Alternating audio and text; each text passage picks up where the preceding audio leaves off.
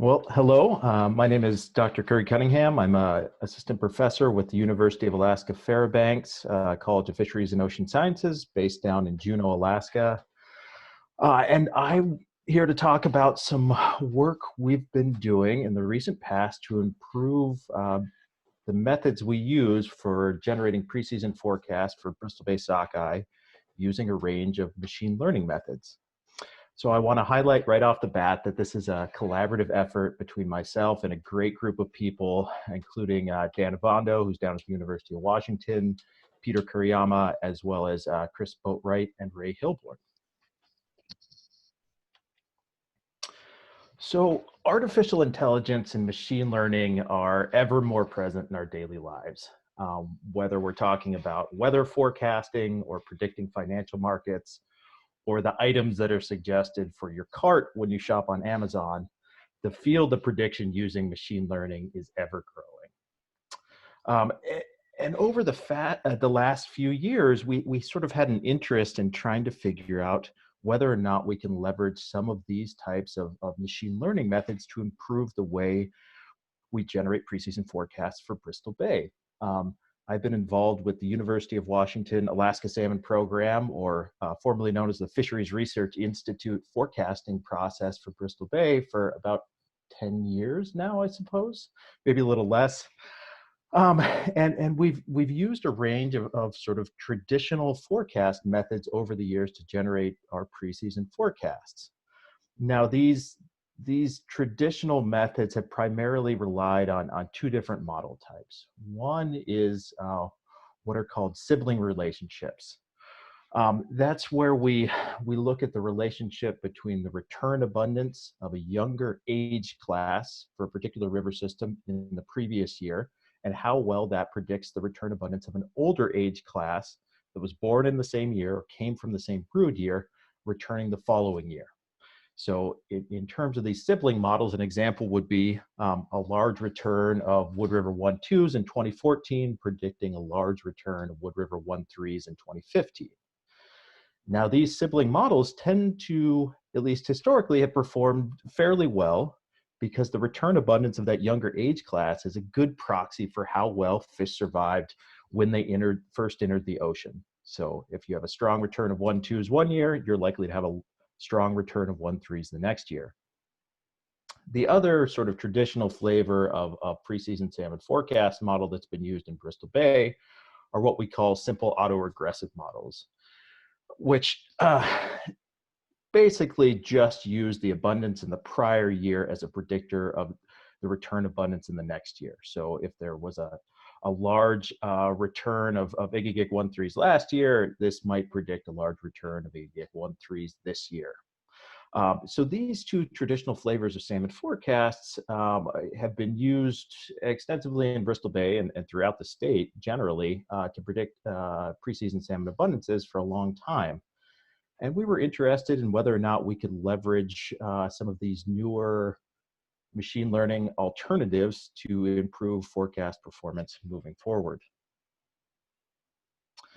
So the general objectives of this research were to evaluate machine learning methods for improving preseason forecast performance, to identify whether or not there are nonlinear relationships amongst age classes and river systems, to allow for changes in average abundance and age at return across river systems, to allow a little more flexibility in the modeling structures we've used, particularly in predicting one age class from another, and to explore the benefit of including ecosystem information, so things like sea surface temperature in predicting abundance for the next year.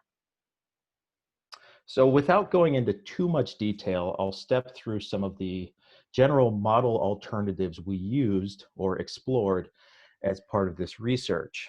The general model types we looked at fall generally into four categories.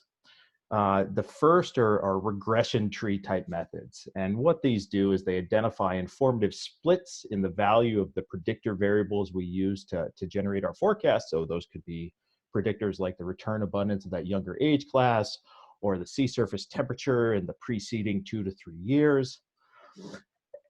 And they create these complex and branching decision rules that, when paired together, can be informative in generating predictions across time. The underlying point being that if you grow enough of these decision trees, each with very complex decision rules, overall you can get a good approximation of your overall kind of prediction surface or prediction landscape. The next type of model we used, or general class of models, are what are known as neural networks. And these use a series of hidden layers to approximate complex or nonlinear relationships between predictor and response variables. So we're sort of throwing aside that assumption of a kind of linear relationship between the abundance of a younger age class and the abundance of the older age class, for example. And they quantify these complex and often nonlinear relationships in these hidden layers between our input layers, which are our predictor variables, and our output layers, which is what we're trying to predict. In this case, the abundance of an age class returning to Bristol Bay in the next year.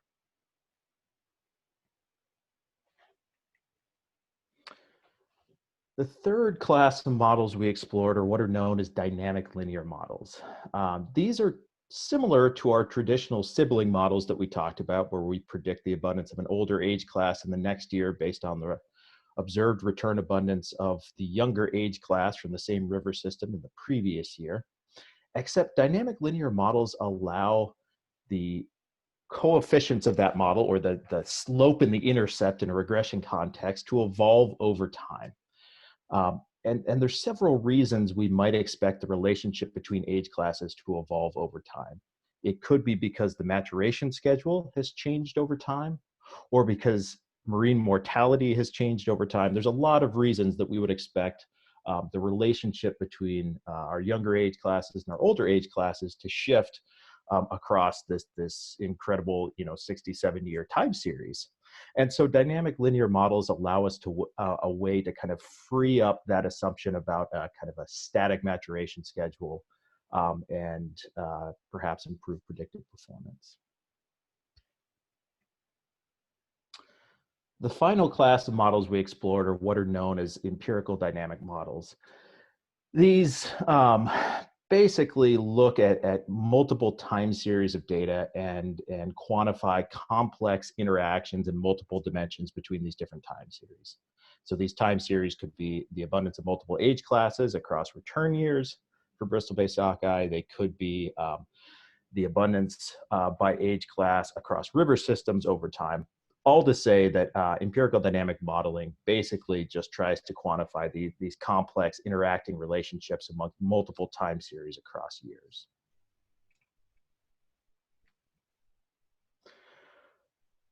So with this sort of set of new modeling approaches that we wanted to explore, what is the next step? Well, we test the performance of each of these model types in sort of a head-to-head competition. We look at one step ahead forecast performance, which is all to say, given the data we have in the current year, how well would this model have done in predicting the next year? And we go back and we do that for a long time period historically to look at kind of retrospective forecast performance. And so there's a few basic steps in this performance testing procedure. You tune some model parameters. We then, across this time series, get our data, the data that were available in year Y.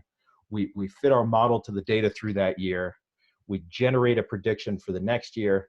And we repeat this one step ahead forecast, these one step ahead forecasts for a range of years from 1990, in this case, to 2019.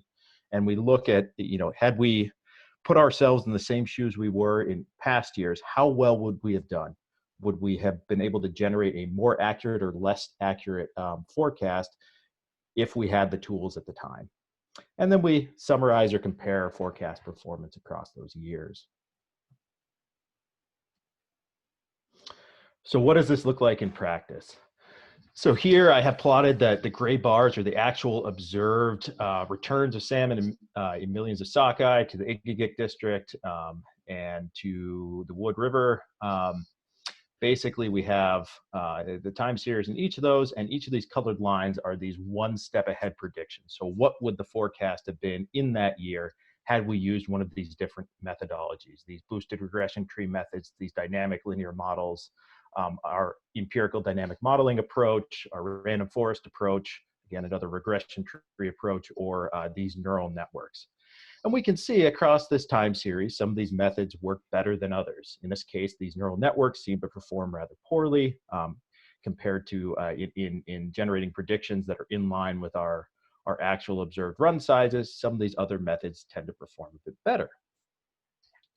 So by looking across our river systems and age classes, we can begin to pick out which of these different model alternatives may or may not be the best choice for any river system or combination of river system and age class. So looking at sort of a comparison of model results here, in gray, I have the return abundance in millions of sockeye to each of the major river system, or the largest major river systems in Bristol Bay: Igigik, Egushik, Kwijak, Naknek, Nushagak, Ugashik, and Wood. And these dots are the forecasts that would have been made based on one of these three methods. So our boosted regression tree approach, our dynamic linear modeling approach, or our random forest approach. And what we can see, I've just plotted the individual forecast which had the best performance across age classes for that river system. And what we see right off the bat is that none of these are perfect. You know, our goal is to provide accurate forecast, and certainly some methods work better than others, but none is perfect. But we do see that the best forecast method depends on the river system. For these systems like the Gushik, Kwijak, and the Wood River, these dynamic linear model approaches seem to do best, versus the Naknek and Ugashik, where these boosted regression tree approaches work well, or Igigik, where this random forest approach tends to have better performance than some of the alternatives we've evaluated historically. So all to say that what we found is that the best forecast method depends really on the river system and the river system and age class within river system.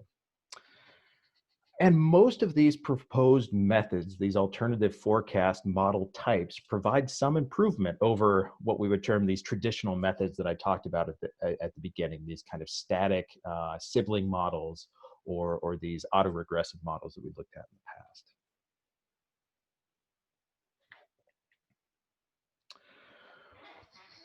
We also looked at whether or not additional or kind of auxiliary information was able to improve forecast performance.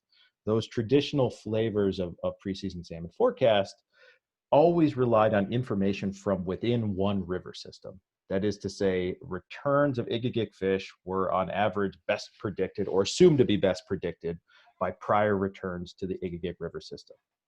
And we wanted to look at whether or not there was benefit in sharing information across river systems. Does say the abundance of Ugashik fish in a prior year provide some information on future returns of Igigik River fish? Maybe there's some common survival signal that we can parse out.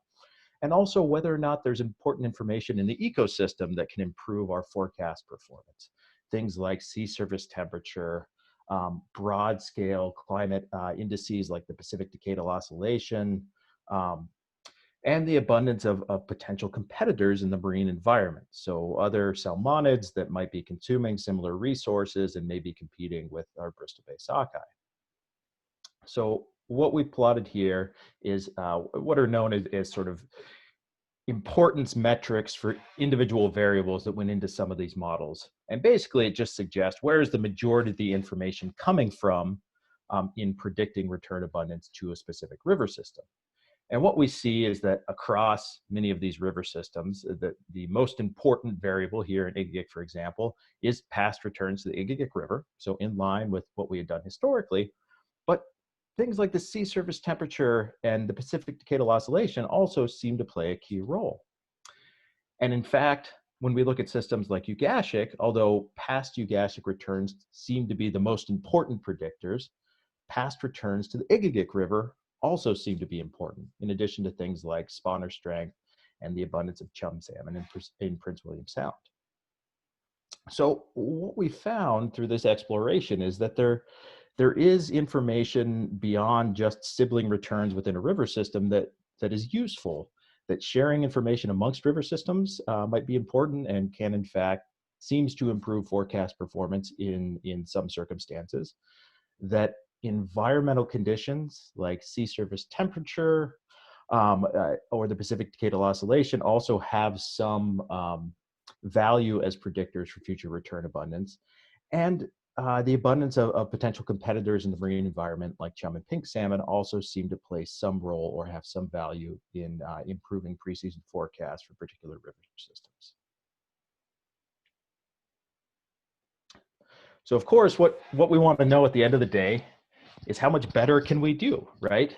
Looking back over this time horizon from 1990 to 2019, what was the level of improvement in the precision of preseason forecasts that is available to us using these newer methods compared to what we call our sort of traditional preseason forecast methods or our traditional FRI methods? So the short answer is that it depends on the river system. But for systems like the Quijack, when we use a dynamic linear model, we see basically close to a 27 to 30% improvement in forecast performance. For Agusha, it's a little less, closer, a little over 20% improvement when we use a dynamic linear model. In Igigik, slightly less than 20% improvement in forecast performance using a random forest approach, and so on down the line. We can look at these same kind of performance metrics or metrics for how much we can improve our forecast performance across our major age classes as well, our 1-2s, 2-2s, 2-3s, and 1-3s. And what we see is that the greatest improvement in forecast performance is realized for the 1-2 age classes. So we can think about, wood 1-2s being a primary age class over the past 3 to 4 years. We see improvements in predicting that age class in particular across Bristol Bay using boosted regression tree approaches. We see a 17 to 20% improvement in forecast performance for our 2-2 age class using dynamic linear models, and so on and so forth. So we do see improvements. The level of improvement over our traditional FRI forecast methods depends on the river system and depends on the age class. And it depends on the model you use in generating those predictions. So some general conclusions. These machine learning and dynamic models that we've explored can improve forecast performance. However, there's no best method. There's no silver bullet method that seems to perform best. The most accurate method is both river and age class specific. So as we saw, for a system like the Quijack, these dynamic linear models seem to do the best versus another system where a boosted regression tree approach may be best. Nonetheless, by going through this retrospective performance testing, we can identify which model is best suited to which river system and age class and use that information in selecting the prediction that is likely to be most accurate moving forward. We also found that forecast may be improved when we allow these relationships between sibling age classes to evolve over time. So we talked about allowing sort of the relationship between the return abundance of 1-2s last year and 1-3s this year to change over time in response to things like changing maturation schedule, changing marine mortality, other factors that might influence that relationship. We do seem to see some improvements in forecast performance when we use these dynamic linear models over sort of the more traditional static approaches to quantifying those relationships. We also see potential forecast improvements when we share information amongst river systems. So again, that traditional assumption that returns of Igigik River fish are best predicted by prior returns of Igigik River fish in previous years may not be entirely true. There is useful information from other river systems. And after all, perhaps this shouldn't be so surprising given that they're all entering the same nearshore environment and migrating out into the Eastern Bering Sea. They're experiencing similar conditions, so that survival signal may be shared amongst river systems that can be informative in improving our predictions. and that we can improve forecasts when we consider the abundance of competitors in the ocean and environmental conditions, things like sea surface temperature and broad scale changes in climate regime that are captured in metrics like the Pacific Decadal Oscillation and others. So thank you very much for taking the time to listen today. I want to acknowledge our funding support from BBRSDA. We're very thankful that they saw fit to support this research and continue to do so in the future. I also want to thank all the Alaska Department of Fish and Game scientists and technicians for their hard work in collecting, curating, and making these data available to us so we can do these types of analyses, so we can generate preseason forecasts. So thank you very much for your time. Thank you. Thank you, Dr. Curry Cunningham.